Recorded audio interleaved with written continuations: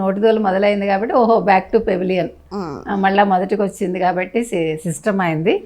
ఇప్పుడు ఆయన మీద కేసులన్నీ దులపాలి, దుమ్ము దులిపి ఫైల్స్ అన్ని కేసులు మొదలు పెట్టాలి. ఎందుకంటే భూ కబ్జాలు ఏవో ఉన్నాయి కదా ఆయన మీద, అవి ఉన్నాయి, బూతులు మాట్లాడింది ఉన్నాయి. అంటే ఇప్పటికైనా జగన్మోహన్ రెడ్డి మనం ఇప్పుడు మరోసారి చెప్తున్నాం, బూతులు మాట్లాడించడం గొప్ప కాదు, జరిగిన దానికి క్షమాపణలు చెప్పేసి ఆయన ప్రజలకి ఆయన రాజకీయ ప్రస్థానం కొత్తగా మొదలు పెడితే బాగుంటుంది.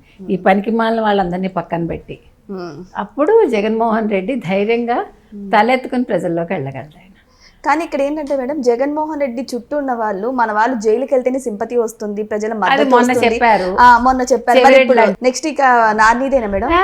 ఇప్పుడు ఒకవేళ ఎవరు కొడాలి నాని వెళ్ళినా కూడా సింపతి అని రాదు. I'm sorry. ఇప్పుడు కొడాలి నాని జైలుకి వెళ్తే జగన్మోహన్ రెడ్డికి వచ్చే ఒరిగేది ఏం మంచి లేదు. ఈ దరిద్రుడు తోటి చేరి జగన్మోహన్ రెడ్డి ఇంకా ఇక్కడే ఉన్నాడని అనుకుంటారు. ఇంకా జగన్మోహన్ రెడ్డిని ఎందుకు జైలుకి పంపించలేదు అనుకుంటారు. అంతే తప్ప అయ్యో పాపం వల్లభనేని వంశీని పంపించారు, అయ్యో పాప అతనికి ఏదో ఆపరేషన్ అయింది ఎవడు అనుకోడు. ఈ దరిద్రుడికి ఎప్పటికైనా వీళ్ళు సరైన శిక్ష వేశారని అనుకుంటారు. అందుకని ప్రజలు వాళ్ళు చాలా తెలివైన వాళ్ళు, మనం ప్రతిసారి చెప్తున్నాం.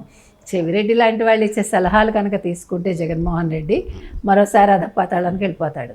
అదే సజ్జల మాట వింటే కొంచెం బాగుపడతాడు. కాబట్టి ఇప్పుడు ఎవరు కొడాలి నాని కనుక జైలుకి వెళ్తే దానివల్ల వైసీపీ కొరికేది ఏం లేదు, దాని అస్సలు ప్లస్ కాదు.